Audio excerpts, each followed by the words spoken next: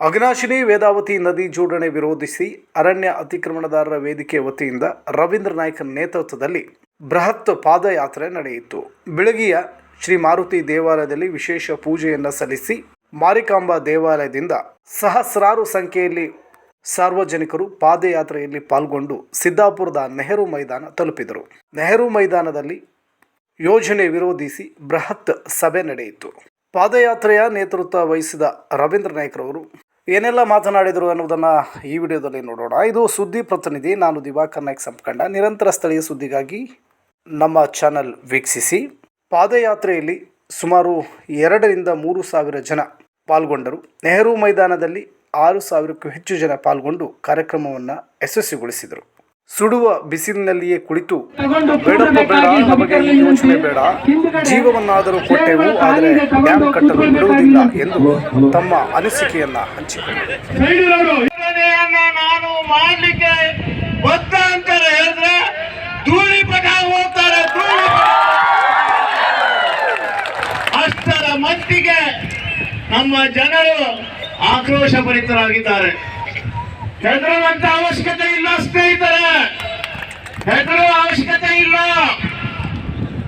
ರಾಷ್ಟ್ರೀಯ ಜಲಾಭಿವೃದ್ಧಿ ಸಂಸ್ಥೆಯು ಕಳೆದ ಅಕ್ಟೋಬರ್ನಲ್ಲಿ ಈ ನದಿ ಜೋಡಣೆಯ ಪ್ರಿಲಿಮಿನರಿ ಫಿಸಿಬಿಲಿಟಿ ರಿಪೋರ್ಟ್ ಅನ್ನ ಸಬ್ಮಿಟ್ ಮಾಡಿದೆ. ಆ ರಿಪೋರ್ಟ್ ರಾಜ್ಯ ಸರ್ಕಾರಕ್ಕೆ ರವಾನೆ ಆಗ್ತದೆ.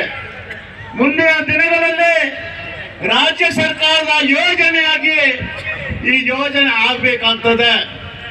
ಒಂದು ಮಾತನ್ನು ಪ್ರಸ್ತಾಪ ಮಾಡ್ತಿದ್ದಾರೆ ಅಂದ್ರೆ ಹಿಂದೆ ಕಾರಣ ಒಂದು ಮಾತು ಹೇಳಿದ್ರು, ಏನಾದ್ರೂ ಆನೆ ಕಟ್ಟುದಿದ್ರೆ ನಮ್ಮ ಎದೆ ಮೇಲೆ ಕಟ್ಲಿ ಅಂತ ಮಾನ್ಯ ಕಾರಣವರು ಹೇಳಿದ್ರು. ಅದೇ ರೀತಿಯಾಗಿ ಅಂತ ಪರಿಸ್ಥಿತಿ ಏನಾದ್ರೂ ಬರೋದಾಗಿದ್ರೆ ಸಹಸ್ರ ಸಂಖ್ಯೆಯಲ್ಲಿ ನಾವೆಲ್ಲರೂ ವಿಧಾನಸೌಧ ಮುಂದೆ ಹೋಗಿ ನೀವೇನಾದ್ರೂ ನದಿ ತಿರುವು ಮಾಡುದಿದ್ರೆ ನಮ್ಮ ಎದೆ ಮುಂದೆ ತಿರುವು ಮಾಡಿ ಅಂತ ನಾವು ಬಹಳ ಸಂಕಷ್ಟವಾಗ್ತದೆ, ಬಹಳ ವಿಷಾದವಾಗ್ತಾ ಇದೆ. ಯಾಕಾಗಿ ಮಾತನ್ನು ಪ್ರಸ್ತಾಪ ಮಾಡ್ತಿದ್ದೇನೆ ಅಂತ ಹೇಳಿದ್ರೆ, ಜಿಲ್ಲೆಯಲ್ಲಿ ಜನ ಬೇಕಾದ ಯಾವ ಯೋಜನೆಯೂ ಸಿಗ್ತಾ ಇಲ್ಲ ನಮಗೆ. ಮಲ್ಟಿ ಸ್ಪೆಷಲ್ ಆಸ್ಪತ್ರೆ ಕೇಳ್ತಾರೆ, ಆಸ್ಪತ್ರೆ ಇಲ್ಲದೆ ಜನ ಸಾಯ್ತಾ ಇದ್ದಾರೆ, ಮಂಗಳೂರಿಗೆ ಹೋಗ್ತಾ ಇದ್ದಾರೆ, ಆದ್ರೆ ಆಸ್ಪತ್ರೆ ಕೊಡ್ತಾ ಇಲ್ಲ. 83,000 ಕುಟುಂಬ ಅರಣ್ಯವಾಸಿಗಳು ಬದುಕಿಗಾಗಿ, ಜೀವನಕ್ಕಾಗಿ ಅರಣ್ಯ ಭೂಮಿ ಅವಲಂಬಿತರಾಗಿದ್ದಾರೆ. ಭೂಮಿ ಕೊಡಿ ಅಂತ ಕೇಳಿದ್ರೆ ಭೂಮಿ ಕೊಡುವುದಿಲ್ಲ. ಆದರೆ ನಮ್ಮ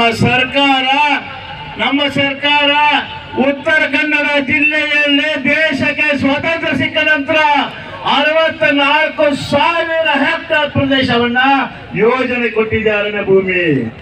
ಟಿಬೇಟಿಂದ ಬಂದಂತ ಟಿಬೇಟಿಯರಿಗೆ ಮುಳುಗೋಡದಲ್ಲಿ 1,600 ಹೆಕ್ಟೇರ್ ಪ್ರದೇಶವನ್ನು ಕೊಟ್ಟಿದೆ. ನಮಗಾದರೆ 35,000 ಅರಣ್ಯವಾಸಿಗಳಿಗೆ ಒಕ್ಕಲೆಬ್ಬಿಸಲಿಕ್ಕೆ ಇವತ್ತು ನೋಟಿಸ್ ಕೊಡ್ತಾ ಇದ್ದಾರೆ. ಹಾಗಾಗಿ ನಾನು ಇವತ್ತು ಸರ್ಕಾರಕ್ಕೆ ಸವಾಲ್ ಮಾಡ್ತಾ ಇದ್ದೇವೆ, ಸರ್ಕಾರಕ್ಕೆ ಎಚ್ಚರಿಕೆ ಕೊಡ್ತಾ ಇದ್ದೇವೆ, ಸರ್ಕಾರಕ್ಕೆ ನಾವು ಎಚ್ಚರಿಕೆ ಗಂಟೆಯನ್ನು ಕೊಡ್ತಾ ಇದ್ದೇವೆ. ಉತ್ತರ ಕನ್ನಡ ಜಿಲ್ಲೆಯಲ್ಲಿ ಯಾವುದೇ ಯೋಜನೆಗಳು ನಮಗೆ ಬೇಡವೇ ಬೇಡ, ಯಾವ ಯೋಜನೆಗಳು ನಮಗೆ ಬೇಡ.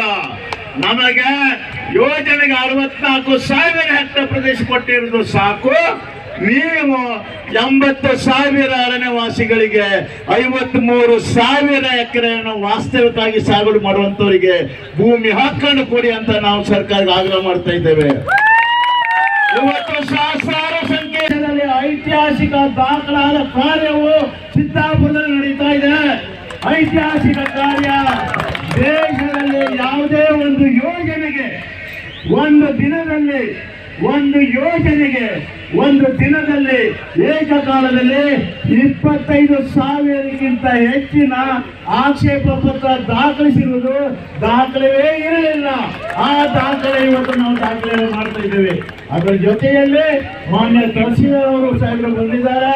ನಾವು ಕರ್ನಾಟಕ ಸರ್ಕಾರದ ಮುಖ್ಯಮಂತ್ರಿಗಳಿಗೆ ಮತ್ತು ಕೇಂದ್ರ ಸರ್ಕಾರದ ಸಚಿವರಿಗೆ ನಾವು ಮನವಿಯನ್ನು ಕೊಟ್ಟು ತಕ್ಷಣ ಈ ಒಂದು ಅಘನಾಶಿನಿ ನದಿ ಜೋಡಣಾ ಯೋಜನೆಯನ್ನ ಸ್ಥಗಿತಗೊಳಿಸಬೇಕು ಅಂತ ಹೇಳಿ ಆಗ್ರಹವನ್ನು ಮಾಡ್ತಾ ಇದ್ದೇವೆ.